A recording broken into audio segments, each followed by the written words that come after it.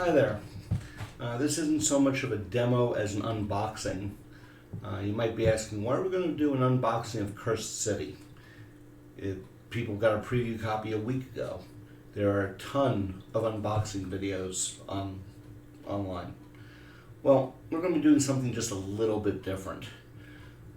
We're going to be starting a hobby blog for Cursed City that's going to go into putting the models together, painting them, using them in Cursed City, playing the game, using them in Age of Sigmar, and as well, Age of Sigmar has the Soulblight vampires coming up, and a lot of these models will be great for that. So we're going to talk about that as well. Building an army, playing Age of Sigmar, things like that. The idea is to, show you the versatility of what we have here. So let's take a look at Cursed City. This is one of the most anticipated games Games Workshop has come out with in a very long time. Let's take a look. I'm going to start off with the box. Slightly different style for the art, but very striking.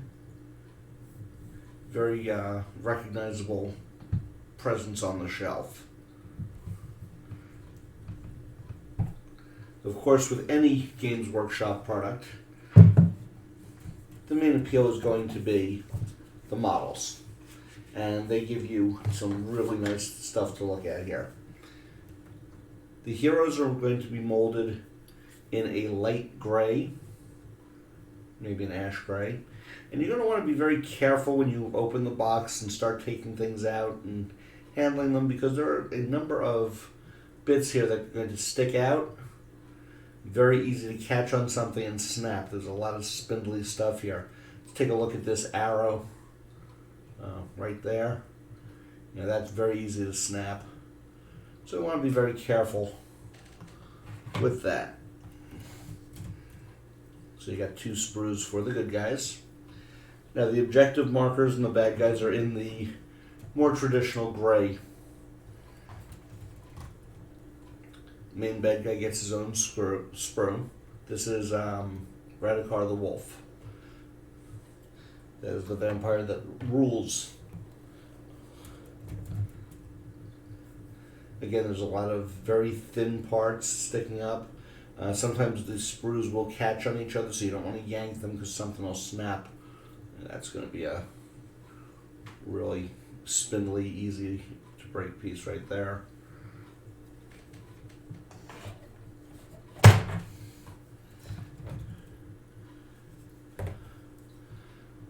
Now there are 60 models altogether, so there's a lot of appeal for the modeler and painter. And they're absolutely gorgeous looking. I'm looking forward to putting these together and painting them, and we'll have stuff on our Facebook page for that over the next few days. Now here's the only thing I'm disappointed in, and it's a very minor disappointment. Usually this piece of cardboard that comes to protect the books and the cards usually has a nice piece of art on it, something that you could put on the wall or hang up, whatever. This one, kind of blah. I might be able to use that as a backdrop for some photographs for the models, but that's probably going to be about it. A lot of stuff in the box itself now for the game. Of course, you're going to get the instructions for putting the characters and such together, your normal GW instruction book. They did realize a slight mistake on the Sky Dwarf, so they gave you an errata sheet. And for those already playing Age of Sigmar, they give you a book of War Scrolls. So, all the heroes. Now the heroes do have the Ulfenkarn keyword. So when you field them in a Free Cities army, they're not going to benefit from the city rules because they have their own. And then you've got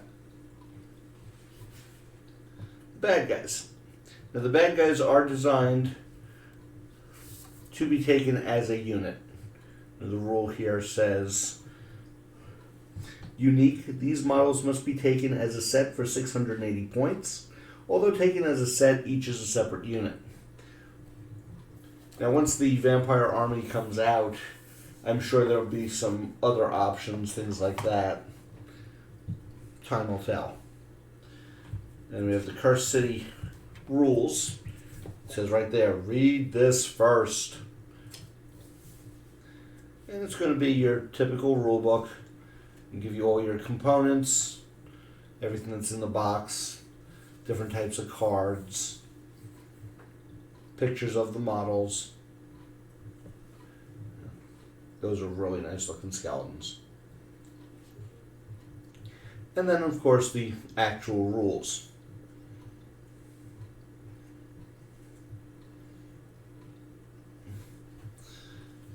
Handy reference sheet on the back. I always appreciate when they give us a reference sheet. And here comes the meat. We're not going to go too deep into this particular book.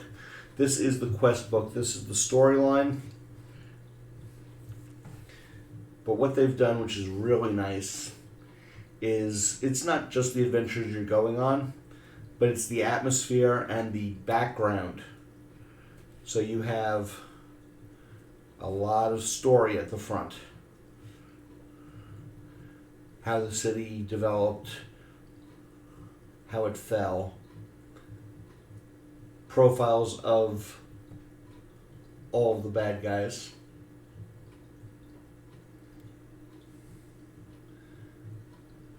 Some more city information, including a map of the city. And your heroes. Each of your heroes has a very different motivation for being in the city and what they're trying to accomplish. Now, your journeys are your adventures. There's 3 different types. There's hunts, and there's some maps. These are going to be tiles that you'll lay out. And there's scavenge journeys. These 2 are where you're trying to destroy some of the darkness, or you're trying to get equipment. The 3rd type, however, deliverance journeys, that's you're trying to get out of the city. You're trying to avoid a persistent spell that is chasing you. There's no map for that one. That's going to be card generated and a random map each time you play. So there's some more information. Again, the reference sheet on the back. An advertisement for the novel Cursed City by C.L. Werner. Unfortunately, this has proven to be a very, very hard book to get a hold of. Darren is working on trying to get some more, get it into people's hands. Unfortunately, I don't think Games Workshop was quite anticipating how popular this was going to be. We got severely allocated on these. When you've finished all of the quests, there is a mystery envelope that you open. And it says here, Ulfenkarn in Peril envelope. Do not open until the final assault decapitation journey has been completed. So this is going to be your ultimate rewards for the storyline. I have no idea what's in here. It could be equipment. It could just be more story. We'll find out when we get there. Of course, bases for your figures.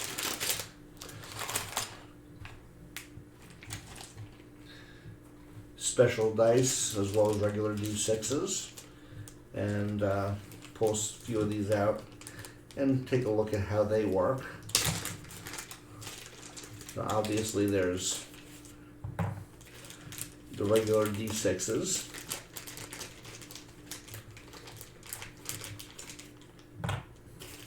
And then there are the special combat dice. We'll take a look at those.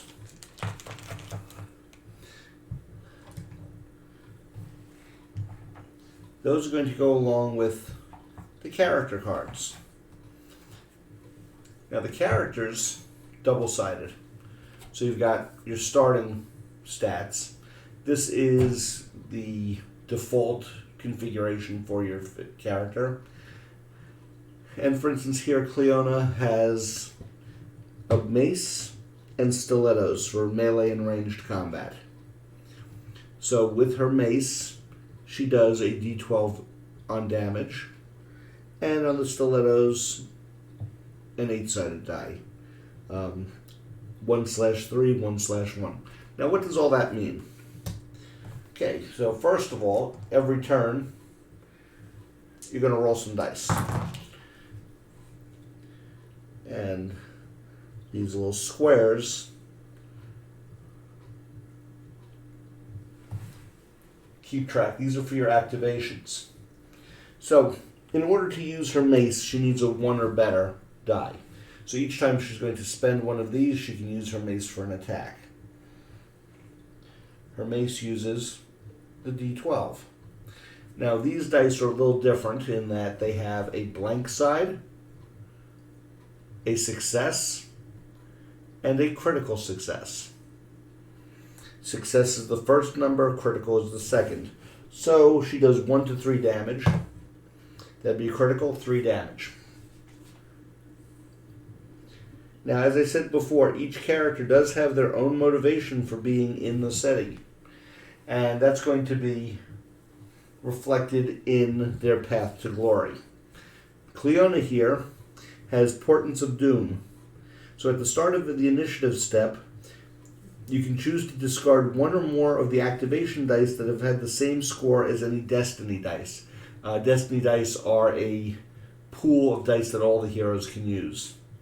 So if you burn that, for every activation dice discarded, you gain an inspiration point. Once you've gained enough inspiration points, your card flips. Now at that point, your stats go up. You've basically leveled up. So her mace now is going to do d12 and a d6 for 2 to 3 damage. Her abilities are going to become a little better in some cases as well. You also have spots for traits, armor, and weapons. These are things that you can acquire during play, and they will just slot in. So for instance, say she gets traits blades, at level 0 it doesn't do anything. At level 1, quick thinker, at level 2, strategist, etc. Again, with the weapons and the armor, those are going to go there as well. Very efficient system.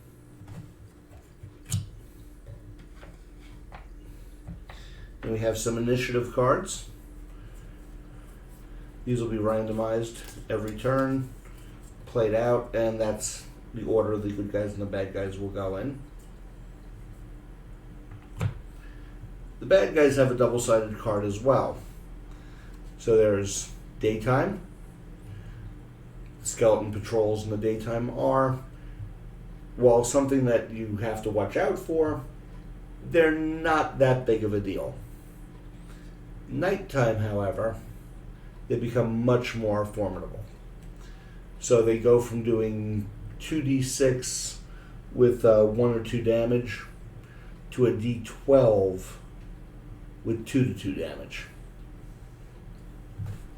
Now they also have behavior tables. So each turn, when it's their turn to go, a 2d6 will be rolled. It's a 6, 4 to 7. They will charge the nearest hero.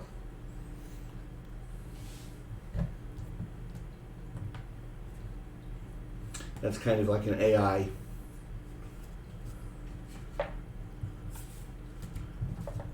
So each hero and villain type are going to have their card. Then there is Ulfenkarn in Peril. This is where you're going to keep track of the fear level and the influence level in the city. The higher these numbers are, the worse it is for the hero. And the more you have a chance of losing or not completing your each mission. And for each of the major villains, something to keep track as well. Their status.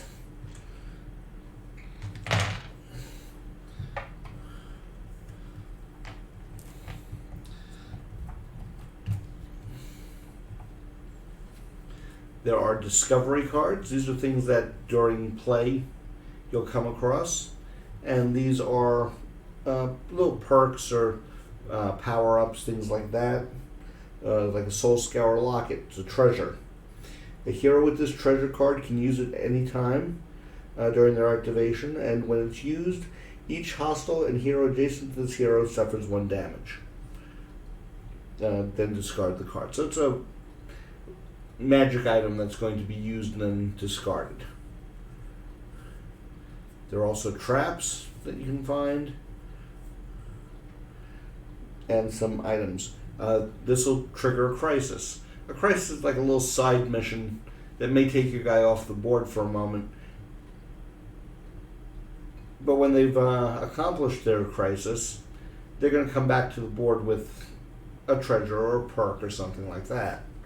And then there's Realm Stone, which is kind of your currency.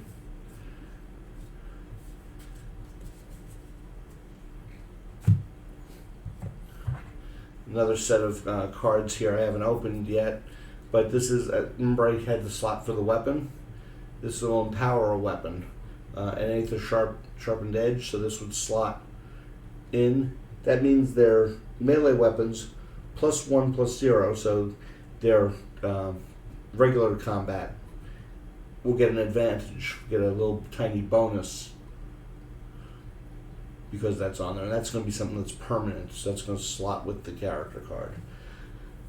As I said, there's also cards in here that are going to basically they're going to correspond to the map tiles.